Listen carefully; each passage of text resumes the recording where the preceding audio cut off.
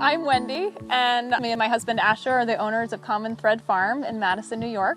I've been doing CSA vegetable farming for about 18 years, and I feel like probably every year for, I don't know, maybe the past 6 years, every year climate change has been something that's impacted farmers near us and sometimes us as well. We've had a lot of flooding. That 100-year flood is not going to be every 100 years anymore. I've spent some time looking at the data and it looks pretty convincing, but that's not why I believe in it. I believe in it because I've been seeing more and more extreme weather events all the time. In June and July last year, basically it rained for 6 weeks, which in and of itself was a disaster for us as vegetable farmers because we have to put in the majority of our crops during that season, and we couldn't get in to till the ground and plant the crops, and then we couldn't get in to cultivate the ones. We had a few windows, and we had to pick very carefully, okay, what's the most important food, that is the most popular food, or will produce the most food in this very small window that we have time to plant. We didn't sit down and quantify, but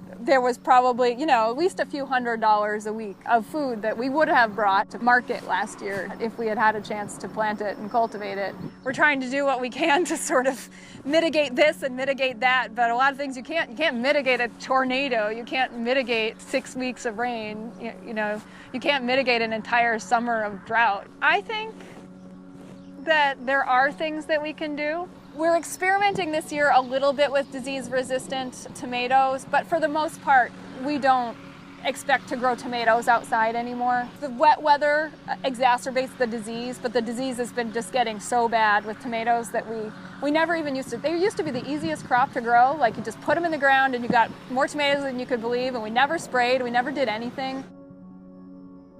We look at the weather 12 times a day. We watch and see where the little pockets of storms are, and we have to sort of rearrange our entire week. Basically, when there is a stretch when it's not going to rain, we have to be really focused to utilize that time because we are continuing to have a lot of rain here. They tend to be these sudden storms that come up and pound down a lot of rain in a really short period of time, and then they're gone.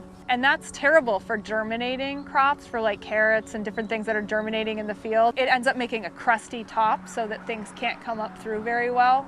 It's not the kind of rainfall that we want. You got to do what you love, and you just got to live with risk, right?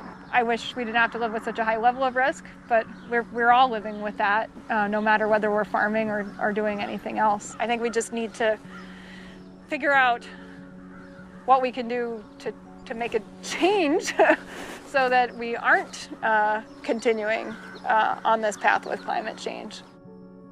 I'm hoping that with organic farming that we're making a positive step that way. We're distributing locally, so we're not using as many fossil fuels to distribute our food, that we're doing a lot of cover crops, so we have a lot of carbon trapped in our soils. But I know a lot has to happen on a lot of different fronts, and it's hard to know always what it is that you can do about it. But I think whatever any of us knows what to do, we should be doing it.